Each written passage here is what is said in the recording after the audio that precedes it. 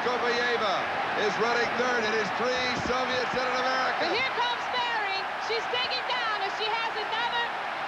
It is. Here she comes. Decker coming out. She has It is another gear. Decker has it.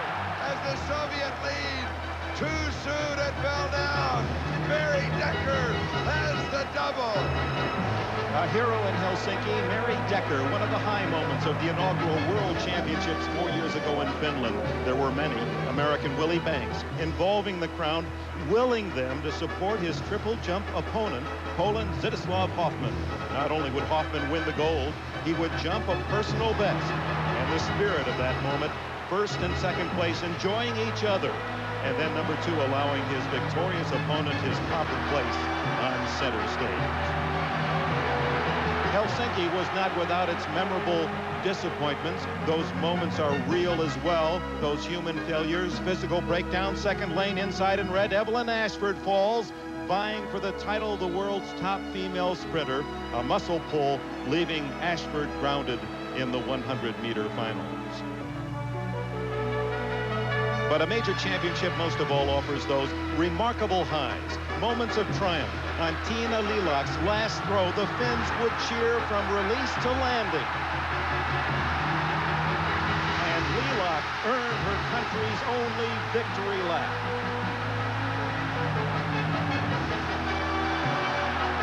Other 83 champions, Kova, Kraktokvilova, Koch, Kanto, Di Castello, Hovland.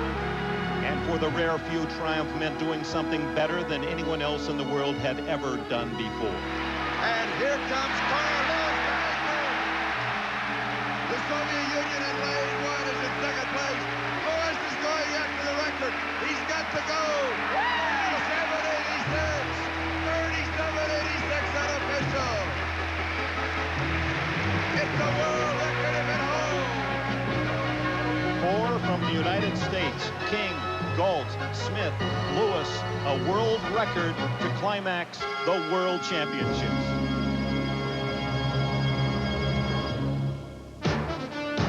Now 4 years from Helsinki, the world's best come to Rome to supply new moments, new records, and new answers to the sport's most basic questions. Can the sprint star of Helsinki and the Los Angeles Olympics beat his Canadian rival for the title, fastest in the world?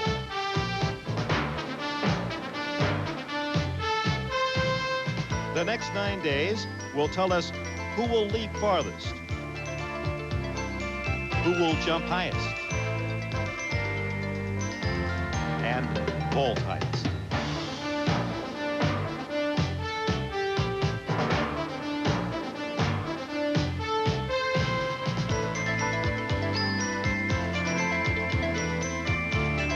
And no matter how far the run, who is fastest?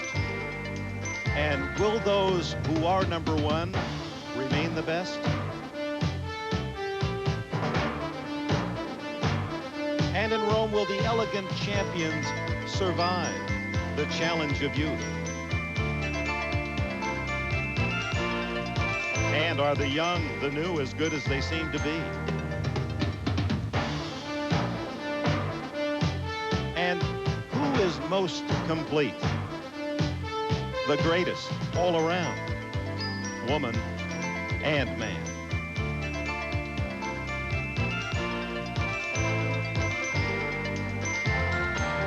Beginning today in historic Rome, those who answer best will be champions of the world.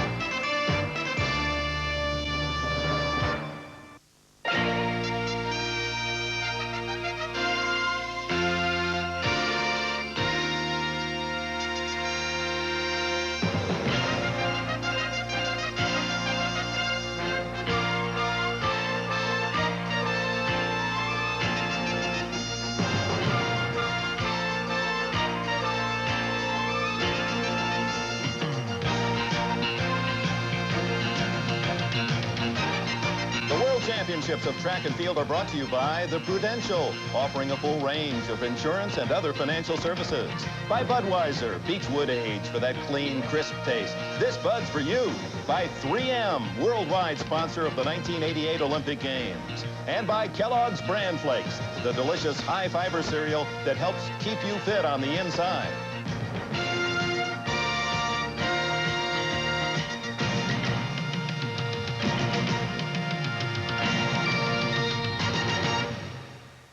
Just 10 minutes from the Olympic Stadium, Rome's most famous monument. The Colosseum, constructed in the 1st century, scene of gladiatorial battles where the loser indeed suffered ultimate defeat. A symbol of the continuity of the city of Rome for the past 2,000 years. Rome, the core of Western civilization. And from this incredible historical scene, NBC Sports welcomes you to the 1987 World Championships of Track and Field. 4 years ago, we were in Helsinki, and today we begin our coverage from this great city. And one can't help but imagine the experiences 2,000 years ago when the some 50,000 plus spectators here in the Coliseum looked down on that arena floor, what they saw and what they felt. And from this symbol of this great city, we open our coverage. To underplay the powerful experience of just standing here would be unfair to you. And we look forward to what we have in store in track and field for the next 9 days.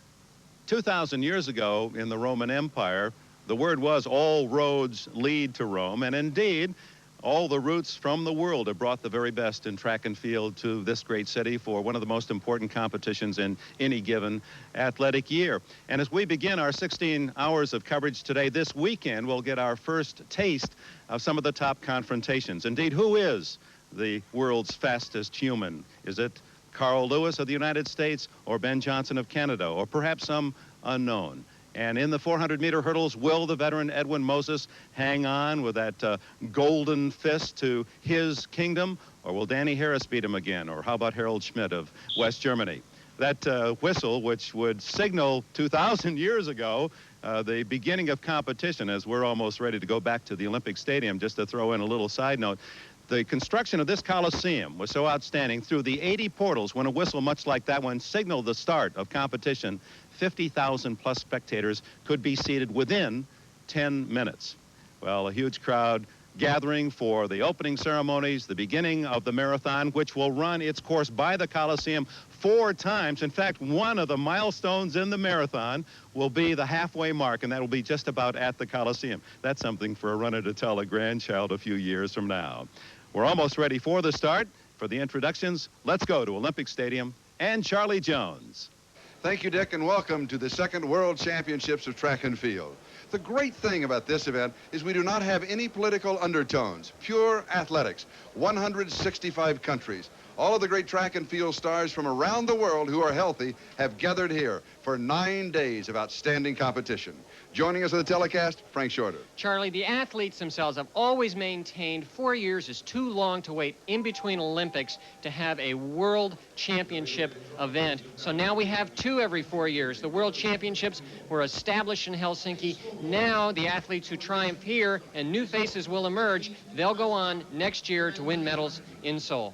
Also joining us on the telecast, Missy Kane. Charlie, I think it's great that the championship's being held on the 1960 Olympic track, because we all probably remember back to the 1960 Olympics, one American woman, Wilma Rudolph, who stole the show. She won 3 gold medals there. So I think the American women are in a good favor here, because we have the strongest team we've had in a long time, but they're going to have to be at their best, because we've got the Soviets here and the East Germans, and we haven't met them since 1983 in Helsinki, because of course remember that they did boycott the '84 Olympic Games. And we'll be back with the opening ceremonies in just a moment.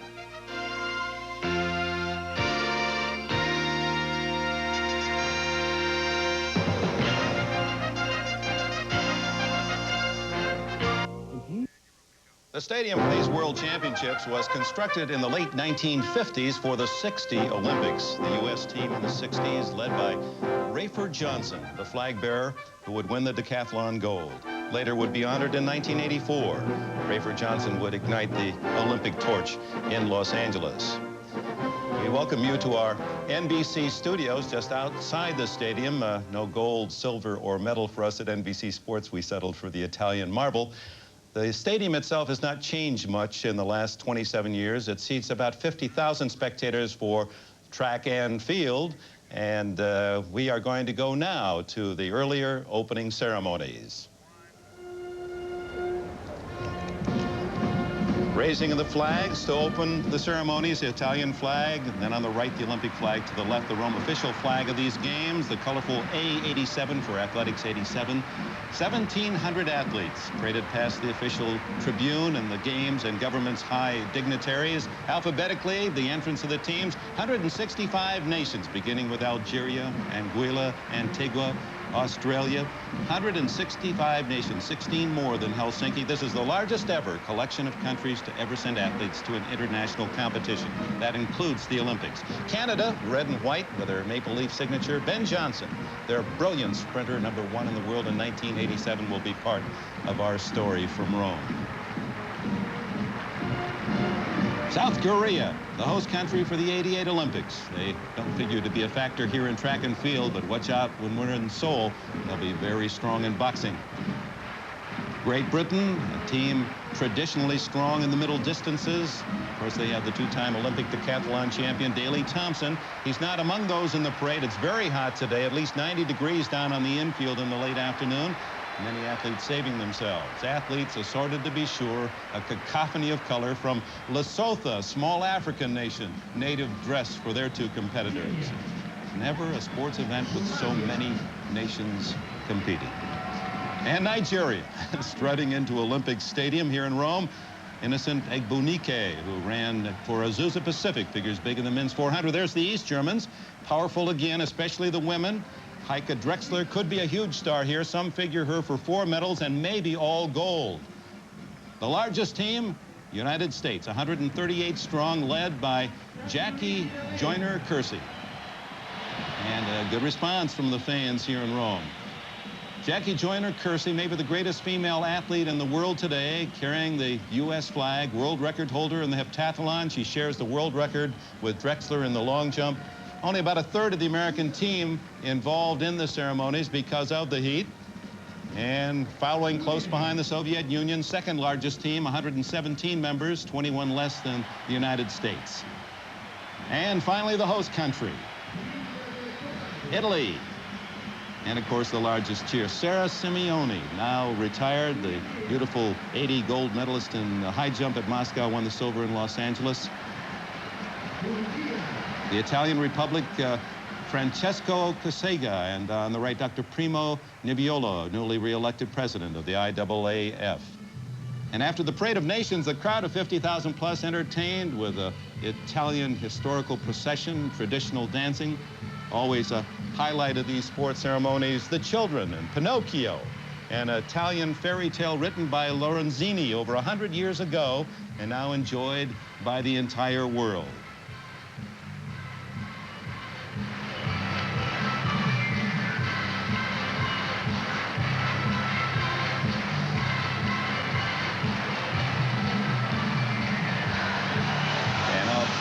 From make-believe to 1987 reality, a reminder that everything seems stronger and faster and more spectacular as jets flying overhead with a colorful display. And now to our first competition, the women's marathon. A tough duel today, a very hot Rome afternoon. Let's go to the action. This is the women's marathon. 42 contestants starting here in Olympic Stadium, bursting through Rome, and they'll be back here in 2 hours and just under 2.5 hours, and the start is underway. The favorite is number 475, Rosa Mota. And there you see Rosa, right in the middle of the screen, number 475. Bronze medalist at the 1984 Olympics, two-time the European champion.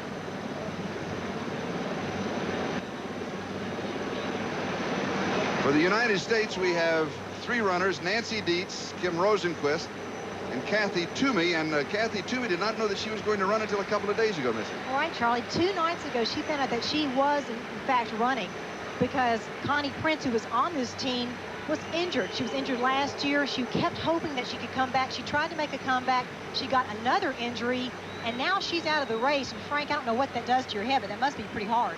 Well, it's difficult to know just right up until the last minute that you think you're running the way Connie Prince was, and then just decide. I think you're denying that you're hurt at that point in time. You just don't want to admit to yourself, one, that you've been that hurt, and two, that you're really not ready. Finally, you do some workouts close to the event, and you find out that you're just not going to be able to go. Rosa Mota right up in front. And setting a very slow pace, but a couple of interesting notes. Number one, it is very hot here this afternoon. The temperature on the track has to be, at this point, above 100 degrees.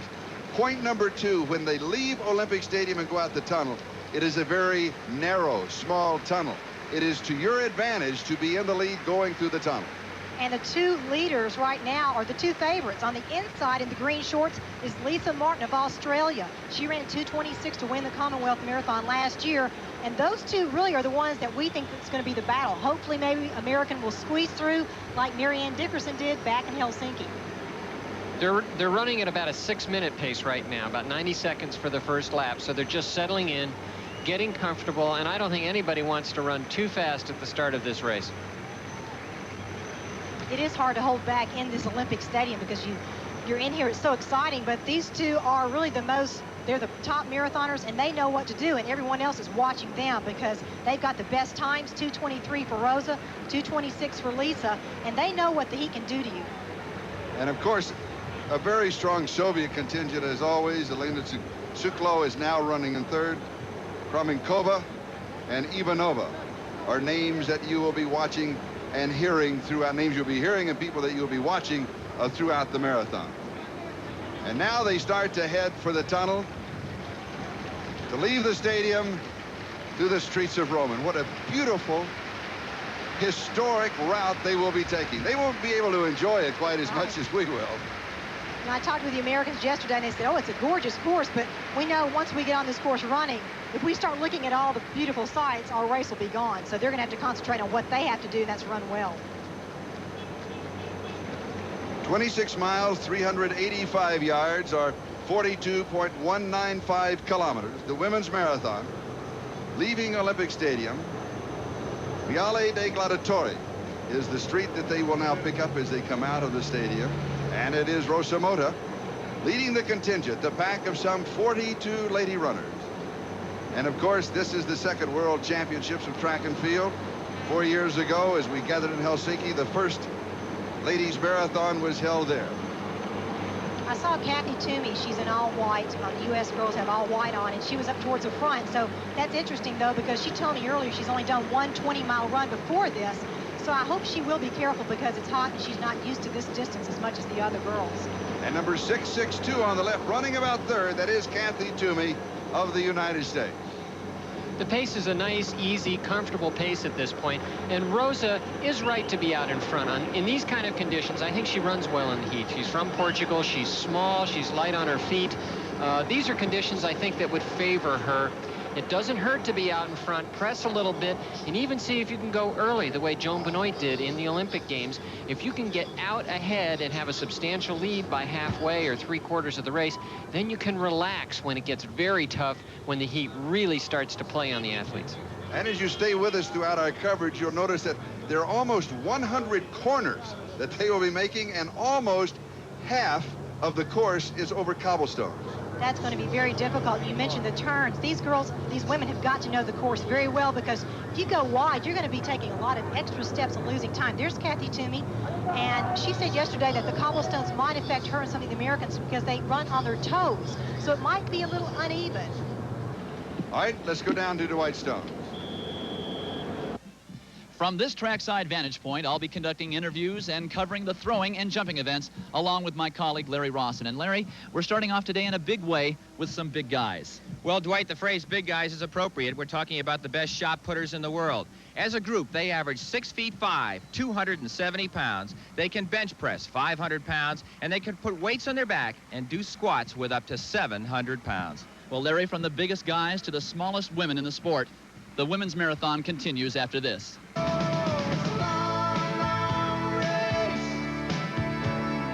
If I try, I will surely finish. It's a long, long race. Finished fifth and didn't qualify, or did he qualify? Pick up the action in the women's marathon just past the 16-minute mark. Just past the 16-minute mark of the women's marathon. As they now pass through right in front of the Basilica. Piazza San Pietro and St. Peter's Basilica.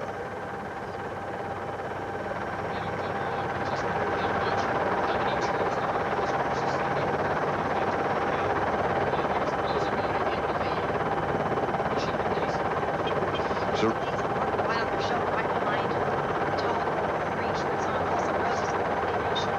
Lisa wanted to stay in contention the whole time. It's so hard in a women's marathon when you're all alone with just women. You can't really sneak behind the men and get lost like so many of the races like the New York Marathon. this, of course, part of the beautiful setting of the marathon. Let's take a closer look at this marathon course.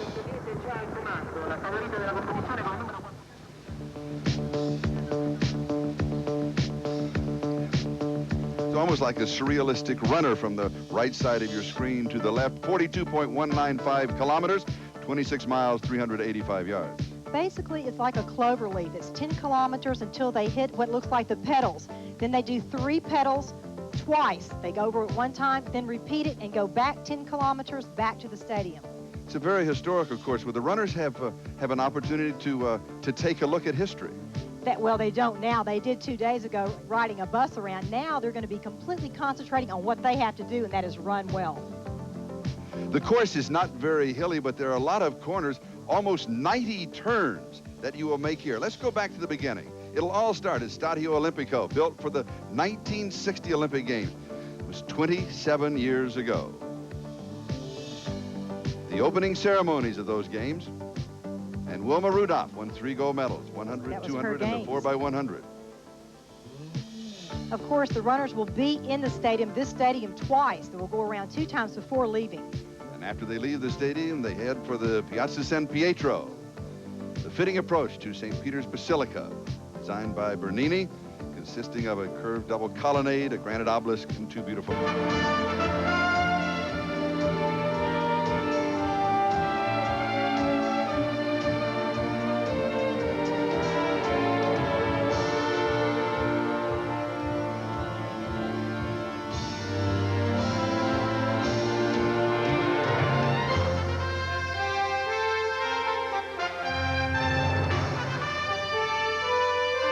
the 5 continents for the World Championship. And the well-known Piazza de España, the Spanish Steps. There are 137 of them. It's one place I'm hoping to go shopping because, Charlie, I hear it's the best shopping in the world, but very expensive. It is. You have to go to the Via Condotti, or you have not been to Rome. And also to the Piazza Navona. This was a stadium of Domitian, so many, many years ago. If you look very closely, you can see cobblestones. That is going to be difficult in some places because it's hard to run on. And every visitor to Rome has seen the wedding cake, Piazza Venezia, the monument to Victor Emmanuel II.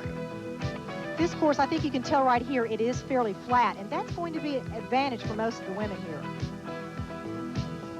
And then to the Colosseum, symbolizing the grandeur of Rome throughout the centuries.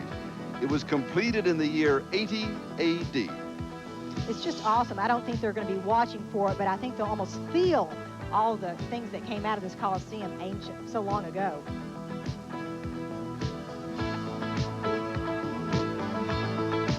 Just past the baths of Caracalla, they were Rome's first public baths. And the Palatine Hill, the first of Rome's 7 hills to be inhabited. The reason, the cool breeze off of the Mediterranean Sea.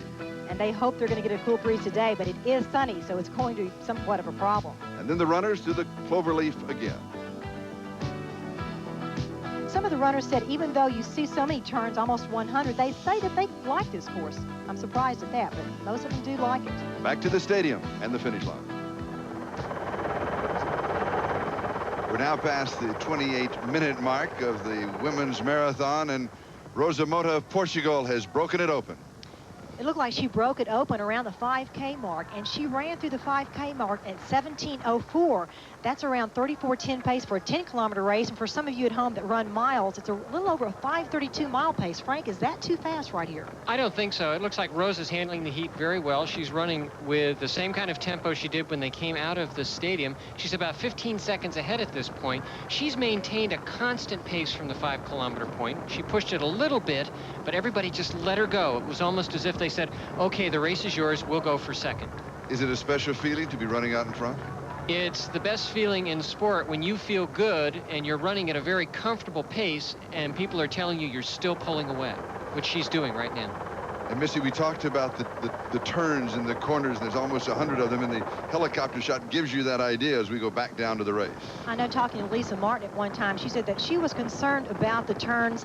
She's a taller runner, and you can see right here with Lisa, she runs up on her toes, and that's going to be real hard on your ankles, trying to make all those turns. It could be a problem. It's a beautiful course, but it could be difficult. And Ekaterina Kramenkova is in third place there. She represents the Soviet Union. And the Soviets have a very, very good team here. The two runners that you can barely see behind are also from the Soviet Union. Zoya Ivanova in particular back there, who's run very well. So Lisa Martin, who you see, is running second. Kramenkova, the Soviet Union, is running third. As Rosa Mota of Portugal, right now, as we close in on the 30-minute mark, has a very comfortable lead through the streets of Rome. But Charlie, I can't help but remember Los Angeles and Joan Benoit taking the lead under very similar circumstances and everyone just letting her go, just like in this race. And this is the women's marathon. Let's go back to Dick Enberg. All right, Charlie, from the longest event to the shortest, the 100 meters, and for the men, the fastest in the world, that's like a great home run hitter. You remember them for a long time. Charlie Paddock, Jesse Owens, Jimmy Hines, Bullet Bob Hayes, and so we see this year who it might be, Ben Johnson or Carl Lewis. Well, the early morning heats, bad news. Mark Witherspoon of the United States, who fell in the Pan Am Games, finished 5th, he's out. Johnson won his heat easily, and Carl Lewis, a blistering 10.05. Now let's go to the second round. 65,000 fans. This is opening day, World Championships, Stadio Olimpico in Rome. And the world record in the men's 100 meters held by Calvin Smith of 9.93. This is the second round in heat number 1. It is Haas, Chacon, Kovacs, Deruel, Linford Christie of Great Britain. Carl Lewis of the United States is in lane 6. Muravyev, and then Robeson de Silva. Carl Lewis in the first round set a championship record, an official 10.05, and Frank, he coasted the last 20 meters. He might have set the world record had he run all the way through, but Evelyn Ashford said when she heard about that, save it for the final. Lewis with just a fair start. Linford Christie actually has a better start, and here comes Carl Lewis. It is Lewis and Christie. Christie looks at Lewis, watches him, and Carl Lewis coasts through, and Linford Christie stays right with him. Interesting matchup.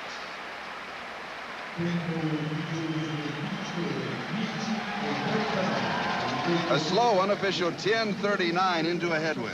Carl in lane 6 in the blue on the left of the screen. Blue top, Linford Christie just to his left, and the white top gets a much better start. Carl doesn't have a great start, but this was not one of his better ones either. Now he starts to move. Between 20 and 80 meters is where Carl really runs. You can see he's just trying to catch Christie. As little effort as possible put into it, and this is where the showmanship comes in. Carl slows down. Lewis winning easily. Now it'll be interesting, Ben Johnson, the mind games that might be played after that 10.05 in the morning by Lewis. How will he run in his second round? We'll have that when we...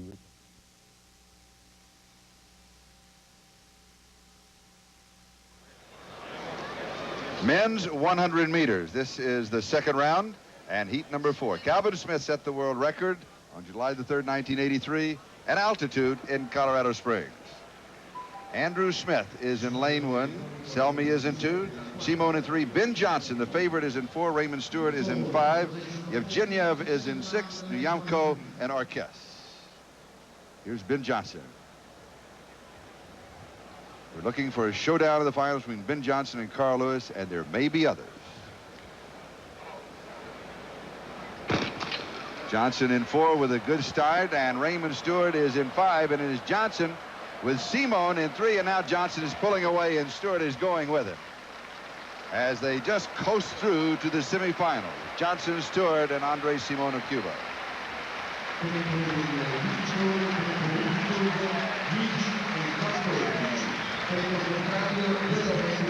Ben Johnson is the strongest sprinter in the world today. I would think, judging from the size of his upper body, he uses that strength very well. He had the best start in this field.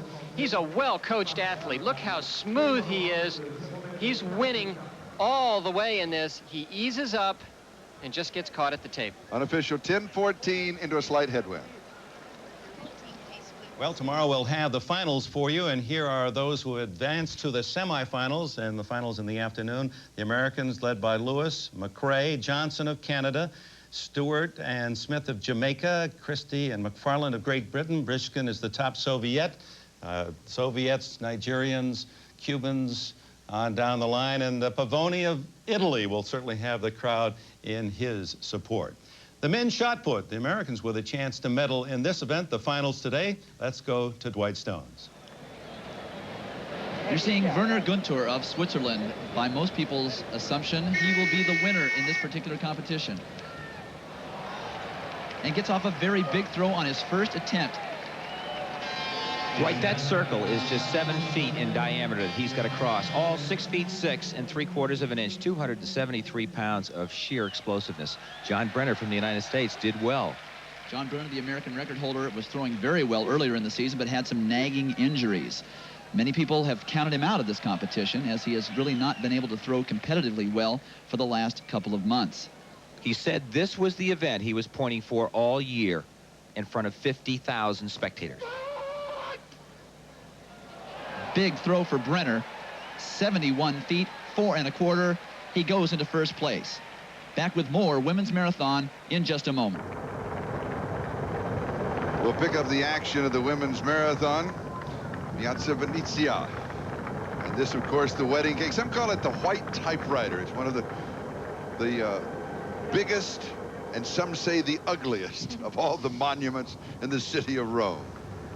And Rosa Mota continues to lead the marathon.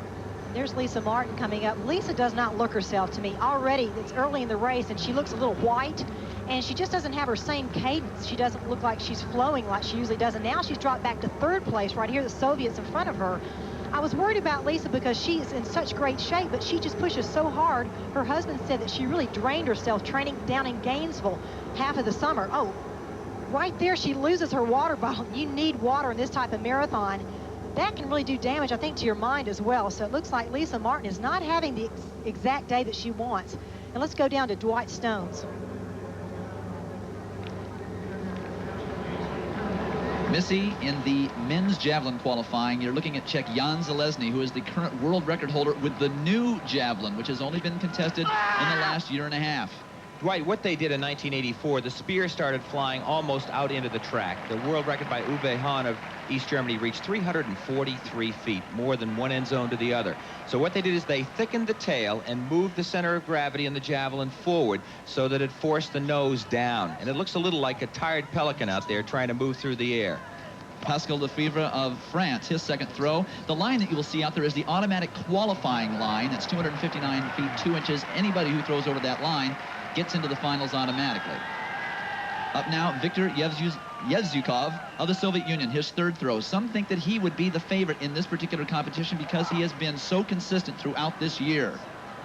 Tall and lanky, almost 6 feet 3. Most javelin throwers tend to be shorter, more compact, and plant well, just like this man can do. This is Tom Petranoff, the American record holder, under the old javelin and with the new one. Watch the plant. And no yell, Dwight. And he got his whole self into it, automatic qualifier, and he's a silver medalist from the '83 World Championships. He should be right in contention all the way through the final, as well as Duncan Atwood of the United States. So Petranoff, a chance for a medal, a very strong throw in the early parts of the javelin competition, and Rosa Mota of Portugal still way out in front of the marathon. And when we return to...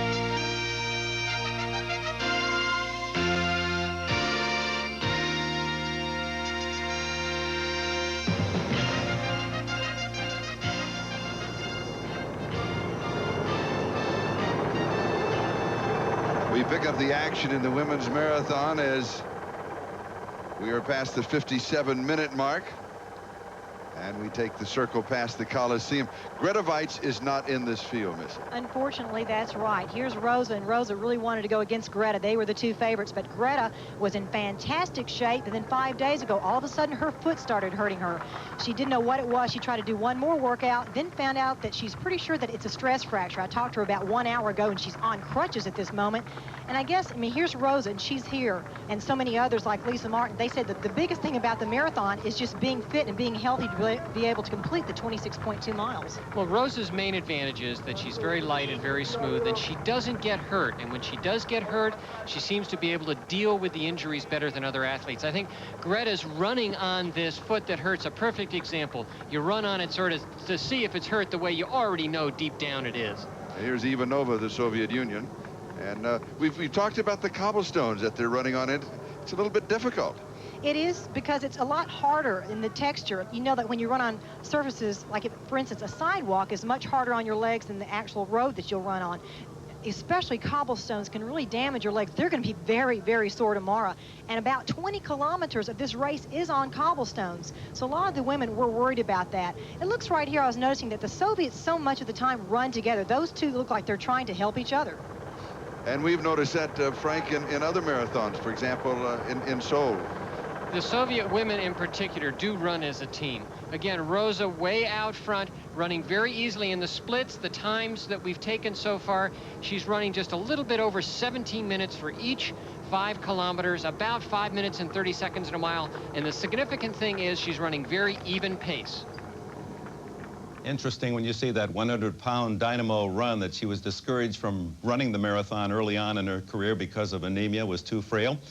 Doing quite well today. Evelyn Ashford, our top sprinter for the past 10 years, injured a couple of weeks ago, unable to compete in the 100 meters for women here in these World Championships, but we're pleased that she is joining us as a guest of NBC Sports, and we're going to get her reaction in just a moment. That opens up the 100 meters for the East Germans. They have two talented sprinters in Drexler and Gladish, and of course it was an East German, Marlies Gurr, who beat Evelyn Ashford when Ashford fell in Helsinki in the 100-meter final. So the keen eye of Ashford will be following this action closely as we go back to the Olympic Stadium and the 100-meter qualifying. The world's record in the women's 100 meters is held by Evelyn Ashford of 10:76. This is the second round. 3 from each heat will move through to the semifinals. To watch here, Nuneva in lane 3, Dressler is in lane 6. This is the first heat in lane 6. It's Heike Dressler, one of the favorites. Nuneva is in lane 3, also one of the favorites. Here's a look at Heike. Does not get that good a start. Remember, you just had to finish in the top 3, and Heike Dressler is going to have to make up some ground, of which she does, and qualifies very easily, along with Nuneva in lane 3 and Zavari in lane 5. In the fourth heat, the ladies to watch: Silke Gladish in lane 3, Adi in 5, Brown in 6. Top 3 move through to the semifinals.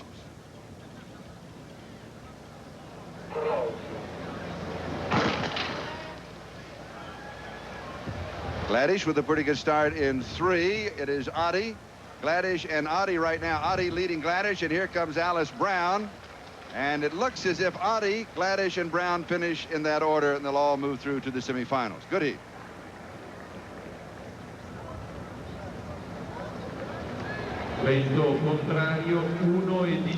And going on to the semifinals tomorrow, and of course we'll also have the finals for you here on NBC tomorrow. Americans represented by Diane Williams, Pam Marshall, and Alice Brown. Adi certainly a top threat. Dressler, Gurr, and Gladish, 3 tough East Germans. Soviets represented with 2 runners: Canada, Bailey, and Ishiyenko, Bulgarian pair, France, and 2 from Holland. And Evelyn Ashford, as you look at that list of runners, does one jump out at you that would be the top threat if you were healthy and in that field? Well, obviously Drexler is running very well right now. She looks very good in the rounds, and I think maybe Zinchenko would be a threat too. How serious is your injury? When will you run again? Oh, I'll be ready for 84, that's for sure. I mean, 88 games, you're shooting for Seoul now. You just didn't want to take a chance on really seriously injuring yourself. I didn't want to admit to myself that I needed the rest to get the injury right. and I just kept training, and it just never got right. So I'm out of this one. Do you consult your daughter on these critical questions I these think days? if my daughter had her way, I would never leave her. So after winning the gold in Los Angeles, you got another gold present, and a daughter who's now, what, over 2 years of age? She's 2 years old, and she's a jewel. Think she'll be a runner? Yes, I think so. Maybe a jumper. She likes to jump. But we want you to examine the styles of runners, and we'll get to that a bit later. Right now, we pause from Rome, Italy, the World Championships of Track and Field. Well, here they are. Let's, on the left is Drexler, and that's Adi on the right. They are very different in their running style. What's obvious to me in the start is that Drexler puts all her weight on her arms so that her weight is thrown forward more, and Adi sits more back into the block so her weight is thrown backwards more. Seems to flail more where it's more concise with Drexler. Right. Which one are you most like? Well, Drexler's form looks a lot better, even though Adi has been working on her technique this year. And I think her mental attitude is much better than it has been in the past. This is tougher for Evelyn Ashford than being in the blocks themselves, watching your competitors. Well, you know what? It gives me an opportunity to watch them, and I'll be able to use it for next year. All right, we'll continue from Rome, the World Championships of Track and Field, after these words from your local station.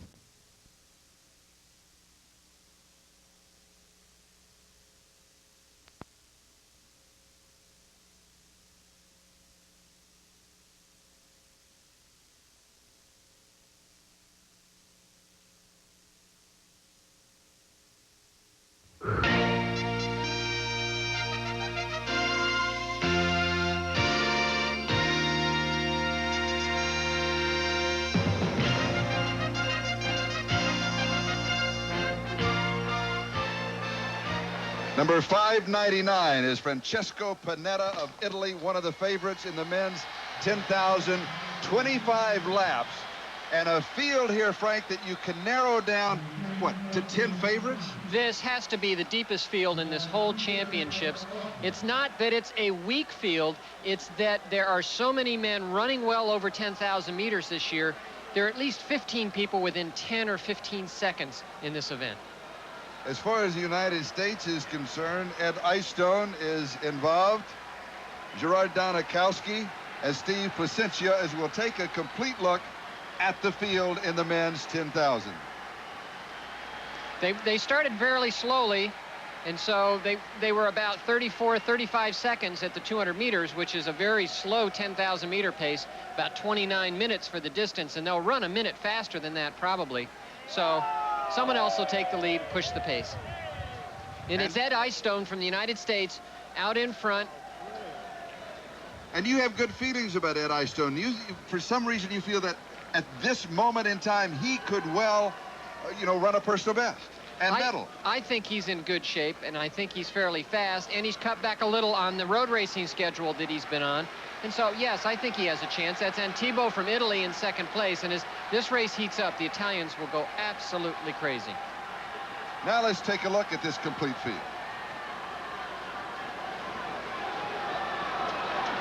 Francesco Panetta of Italy that we've talked about, he, of course, is one of the favorites. And we'll go to some of the others without giving a complete rundown. There's the United States, two of the United States contingency. Paul Kipkoech, considered one of the favorites. There's Ed Eyestone. Arturo Barrios of Mexico, one of the favorites. I think Arturo Barrios has a very, very good chance in this race. He's been the best road racer in the United States for the last 2 years, but he's also come over to Europe and done what a lot of the road racers can't do in the U.S. these days. He's shown that he can run on the track in Europe.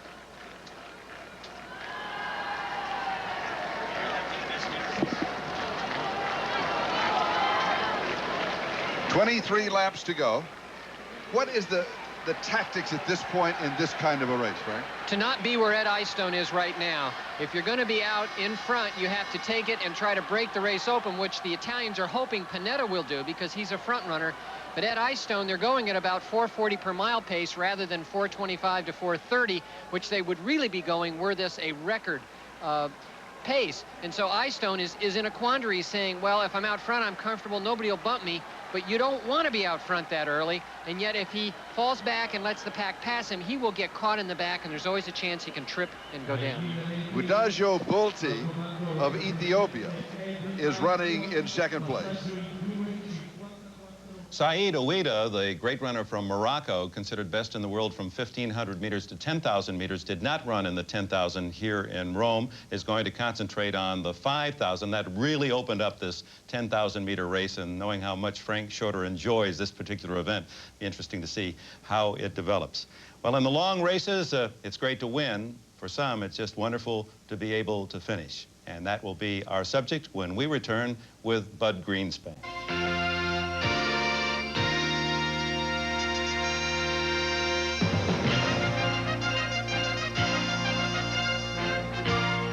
Welcome back. Joining us for our coverage of these Rome World Track and Field Championships, Bud Greenspan, many-time Emmy Award winner, director, writer, producer, has covered track and field, the Olympic Games, producing those wonderful films for so many years, always looking for the human story. And today's is The Last African Runner. That came about, Dick, in 1968. Turned out to be our most impressive piece, I think, as far as I am concerned, in which you can actually say you can win by losing.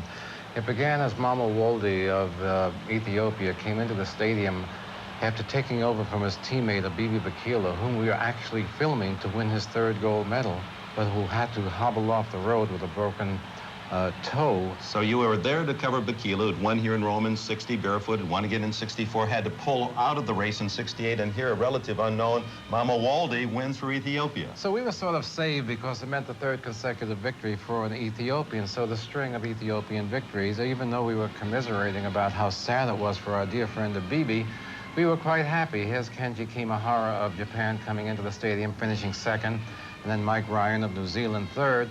We were then waiting around to see what would go on because, you know, to the rewards, the victor gives only 3 rewards, which are the 3 steps of the victory platform, bronze, silver, and gold. And we began as we watched Mama Walde up there. What about the others? The only reward is the knowledge that they finished what they set out to do. And that became an interesting point for me in filmmaking. What would it be like to film somebody 1 hour and 15 minutes after Mama crossed the finish line? John Stephen Aquari of Tanzania approached the stadium, the last man to complete the journey. A voice called from within to go on, and so he goes on. Here, an hour and 15 minutes later, the winners had showered and left the stadium, around 15,000 in the nightfall of Mexico City, waiting for something special, a man in pain, injured, completing what he started to do.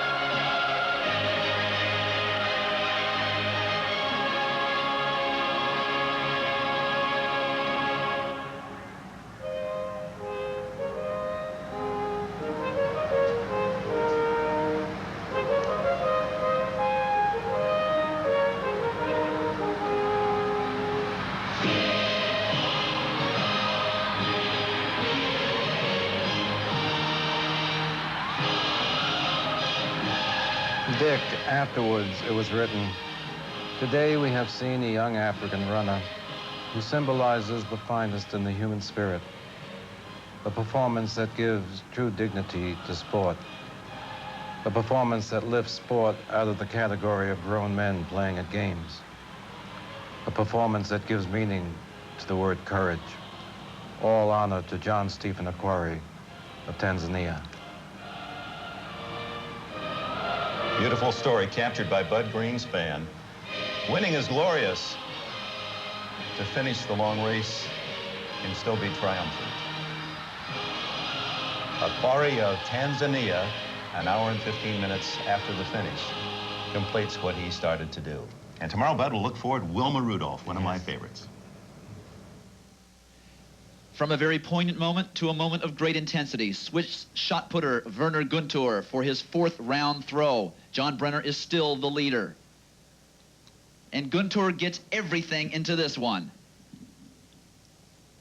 Dwight, 72 feet 7 inches, Larry. He's ranked number 2 coming into this year, 1987. Watch this put. The legs provide the speed so that... Back to Charlie with more of the men's 10,000 meters. Coming down the straight with just over 11 laps to go. Arturo Barrios of Mexico has the lead with Steve Benz, number 413, running second. Adagio Bulti is there, along with Francesco Panetta of Italy. They are the top 4 right now. And they're content to let Barrios lead. At this point, if I were Barrios, I would let some of the field go by, because if he's going to make a surge to win this race, he should do it in the last 4 laps or 3 laps of the race, not with 11 laps to go. Steve Benz hanging on in 2nd place. Francesco Panetta, the favorite, on the outside of Bulte in 3rd and 4th. And then Paul Kipkoech in the white headband again coming up. Maybe he's going to make a surge again the way he did earlier in the race. And there he goes. He made that surge earlier, but it didn't seem to have that much of an effect. Everybody went with him, and then he dropped back and decided just to tag along for a while. Well, not to belabor a prize fight analogy, but it's a little bit like softening somebody up. You go out hard, make them suffer a little bit, chase you down, and you see how well they recover from the effort. Obviously, he believes he can recover well from those kinds of efforts. But they're catching him pretty easily, and here's Panetta, and he may make a move now. He may catch Kipkoech and go by and try to make a break and steal the race. 10 laps to go, and of course he has the crowd with him here. In a 65-second 400 meters, they sped up. They've made a break. If Panetta goes now and goes very hard, he could steal this race, and everybody else in the pack, they better catch him real quick. And they realize that other people are trying to close the gap, because they know something's happening. Salvador Antibó from Italy going up. We've got a little teamwork going on here. This is it. The race has started. The commitment's been made. Paul Kipkoech continues to lead. Panetta is running second. And Antibó of Italy is running third, but he hasn't been able to close down on them yet.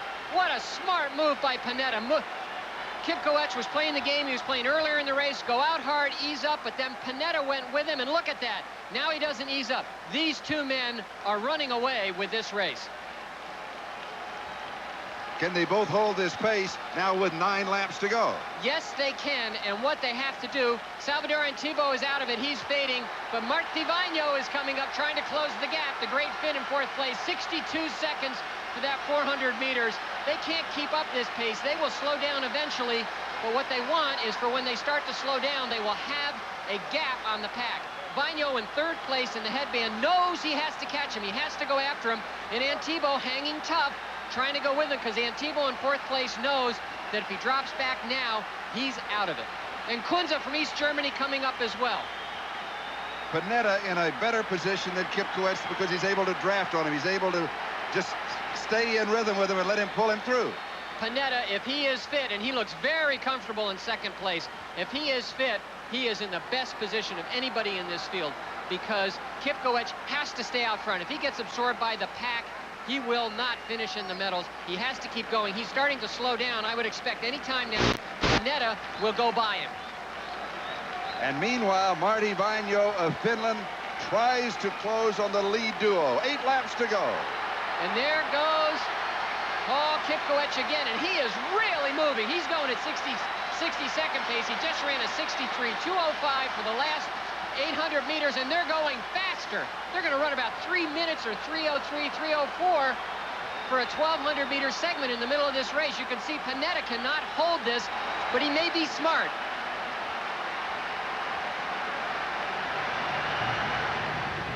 The women's marathon through the streets of Rome. This is Rosa Mota of Portugal. We are past the 18-kilometer mark, and we have a report from the course that Kim Rosenquist of the United States has had to drop out. That's right, Charlie. That's unfortunate. She was really looking forward to this, but she is from Spokane, Washington, where it's cool, and she might not be ready for this heat. And also, Kathy Toomey, who went out very hard and wasn't really ready for this. She just found out 2 days ago she was running. She's out. But Nancy Dietz is in. She's in around 10th place and moving up. And now we see this is second and third with Lisa Martin in third. Zoya Ivanova in second place. Again, we've seen her earlier this year in the World Cup. She is a tough runner. She's the best of the Soviet runners, and Lisa Martin does not look that good. She is trying to hang on here. Ivanova is trying to make a break. So Zoya Ivanova in second place at this time. Rosa Mota of Portugal continues to lead. We'll be back with more of the World Championships in Rome in just a moment.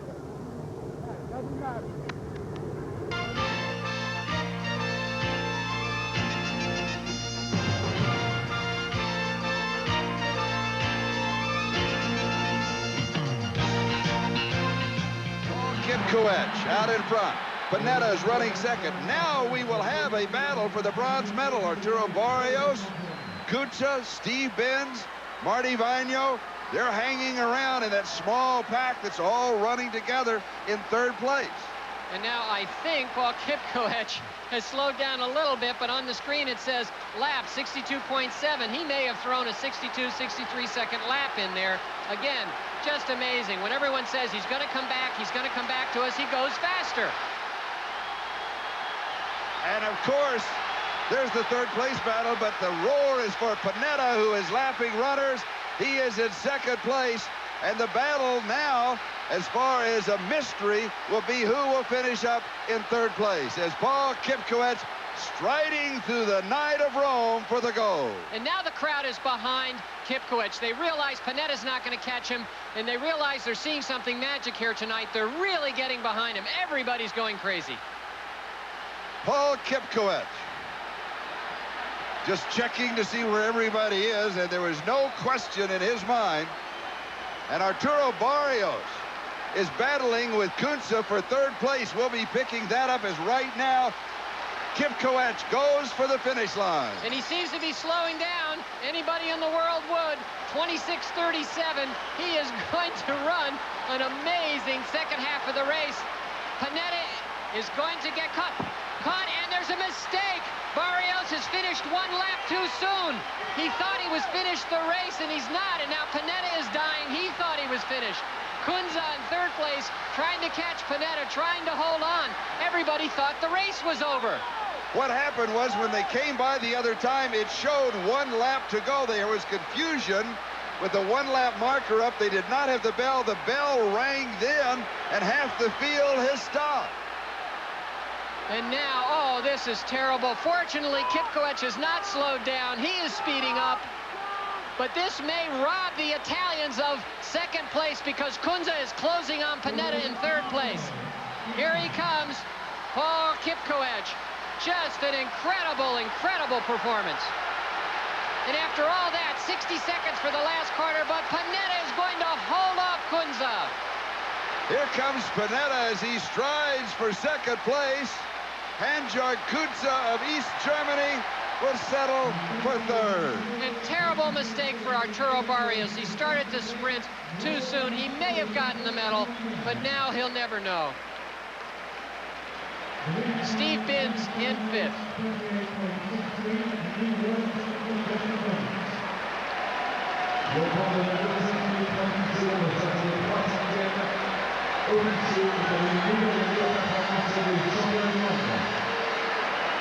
Here's Barrios, just dejected. They finished.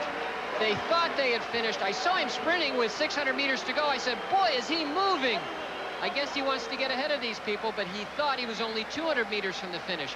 And when you do that, you just don't recover. Paul Kipkoech unofficially has run 13 minutes, 24 seconds for the second 5,000 meters of this race. Clearly the fastest in history.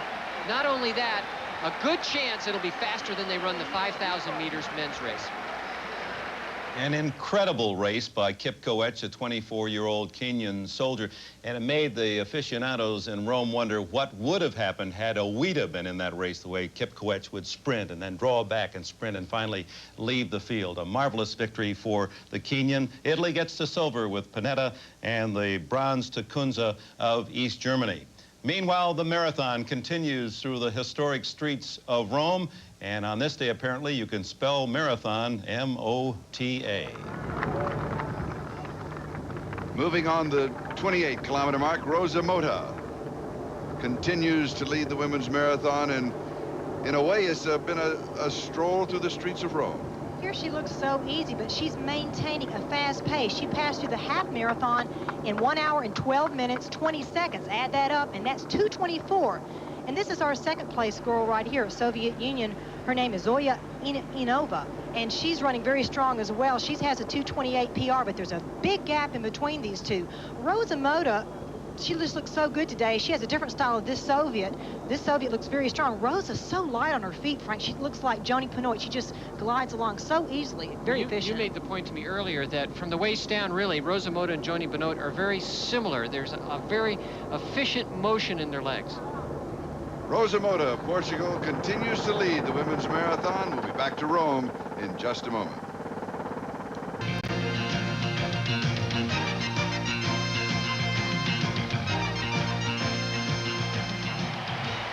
Coming down to the last couple of throws in the men's shot put. This is Alessandro Andrei, the Italian world record holder.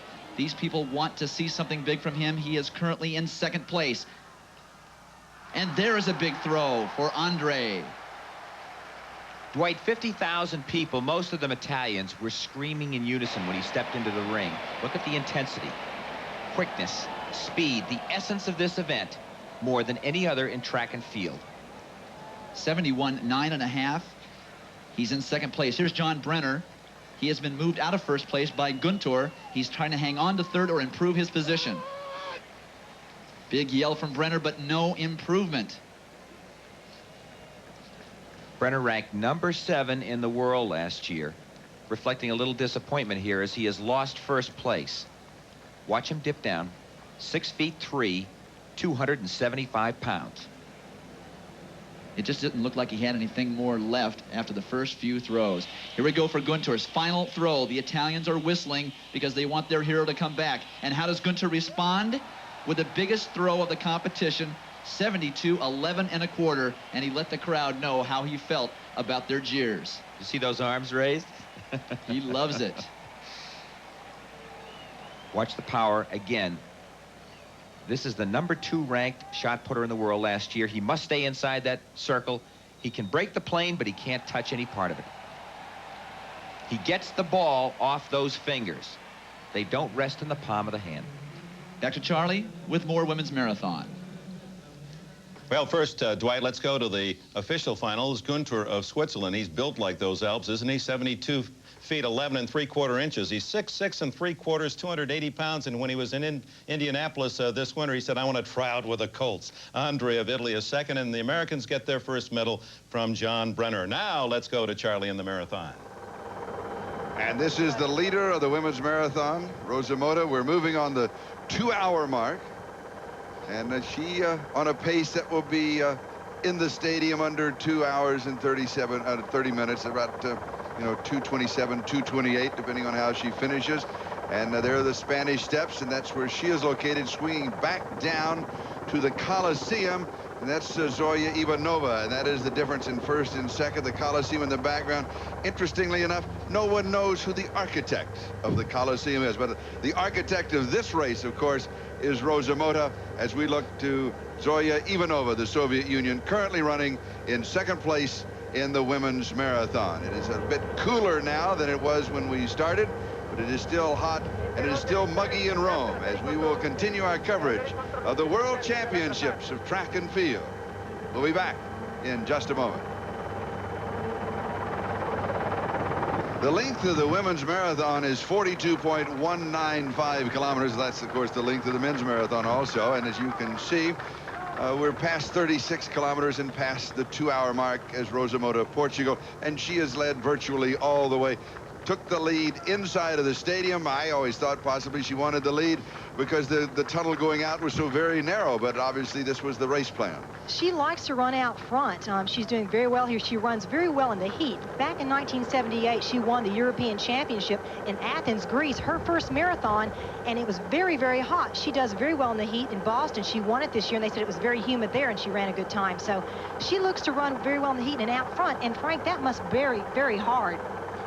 But I think one time she got burned when she didn't, and that was in the Olympics in 1984. Everyone let Joni Benoit go out front, including Rosa Mota. She was way back and then surged very hard in the end. We understand that they have lost the video back in the United States, so we will continue with a radio or an audio type call as Rosa Mota of Portugal at 5'1 3/4 and weighs in at only 99 pounds is out in front of the women's marathon. And running in second place is Zoya Ivanova of the Soviet Union. And there's a margin there that'll be difficult for her to make up between here and the stadium. It's about 5 minutes at this point, and 5 minutes over the last about 3.5 or 4 miles, which is what Rosa has to go until the end. It's impossible to make that up. Over a minute a mile lost. Rosa can literally start to jog rather than race and still finish ahead. And we do have the picture back. Well, we see here the Soviet runner. Now she's in second. Zoya Ivanova running smoothly, but I think she's running for second place now because she knows how far behind she is. She was a winner of the 1987 World Cup in Seoul, and that is on the 1988 Olympic course. I think the Soviets do well because they run in so many races where there are just women, whereas a lot of the Americans are tucked in behind men.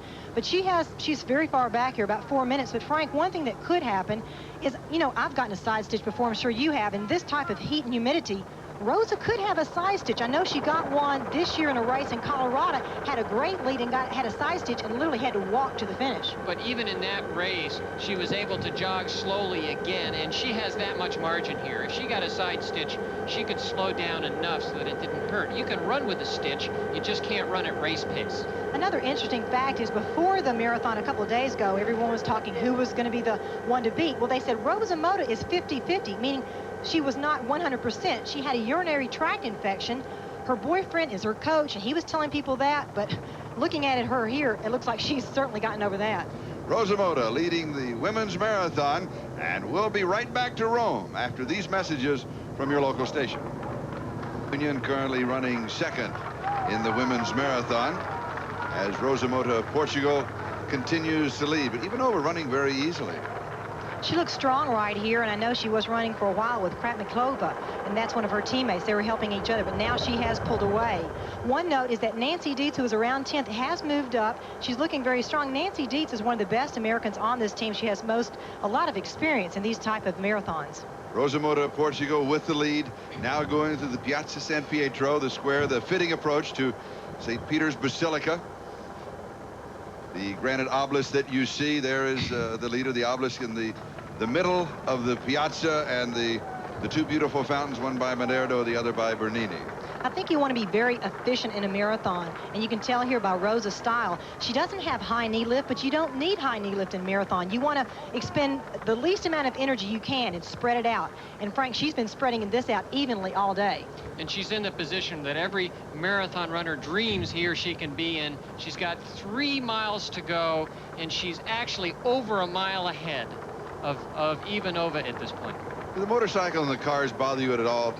I think they're trying to stay behind her, which is good. The motorcycles in particular will give off exhaust, and eventually I think that will bother you. And so I think it's more that the camera truck is out front and the motorcycle isn't allowed to get in between the camera and the runner, and that's benefiting Rosa. And what a beautiful shot as they run through Vatican City. And of course, also starting with the Olympic Games in 1984, electric cars were being used for the marathon for that very reason, not to have any fumes back to bother the runner. And Rosa's made it very easy on them because she's running even pace. They can drive even pace. Women's marathon. We're reaching towards the conclusion. Back in a moment.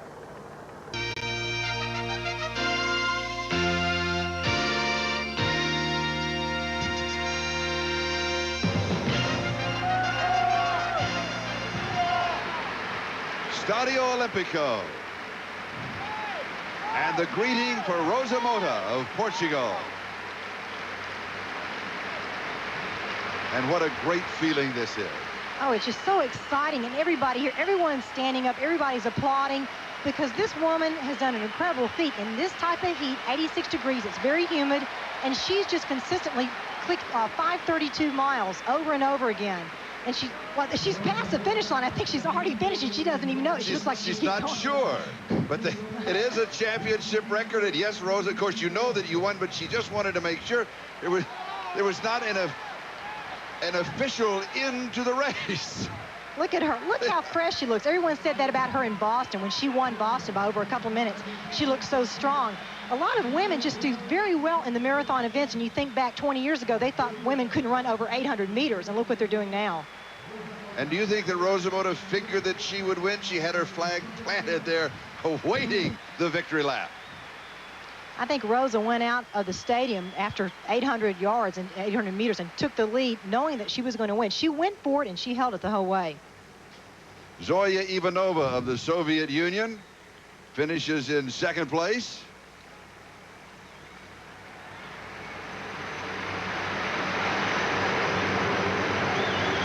And she captures the silver medal. And captures congratulations from Rosa, yes. It was just as hard on the Soviet woman, too, because she was all by herself. And they look back to greet the bronze medalist, Jocelyne Villeton of France. That's somewhat a surprise, so you never know who's going to finish, because a marathon is a long way. She looks very happy. And so the gold, the silver, and the bronze have been awarded. As others continue to cross the finish line, Suklo of the Soviet Union, Kramenkova finishes sixth, and here is Nancy Dietz of the United States, the America's top finisher, as she will cross in seventh place. She used to be a springboard diver at Stanford. Now this is her 12th marathon, and I think being such a good marathoner, running so many, she was smart, and she hung back in the early going. 2:34.54 for Nancy Dietz. The official results then, the winner as fresh as the flowers in the victory bouquet. Start to finish, Rosa Mota, Portugal, sensational time under the conditions. Ivanova of Soviet Union, over 7 minutes behind for the silver. Villeton of France, a strong finish for the bronze. And Dietz, the top American, finishes seventh in today's marathon in Rome. The 1987 World Championships of Track and Field have been brought to you by Michelob. So exceptionally smooth, the night belongs to Michelob. By Team Xerox, whether it's printed on paper or seen on a computer screen, what you see is what we do. By Planters Honey Roasted Nuts, Mr. Peanut does it again. And by the Prudential, offering a full range of insurance and other financial services. And so we conclude our first day of the World Championships here in Rome. 3 countries that did not celebrate a victory in Helsinki have won today. Portugal in the marathon, Switzerland in the shot, and Kenya, that marvelous run in the 10,000 meters. The first American medal goes to John Brenner in the shot put, a bronze. The Italians celebrate 2 silvers today. Don't forget the confrontation tomorrow, Johnson and Lewis, for fastest man in the world, as we say goodbye to Rome with a final salute to Portugal's Rosa Mota.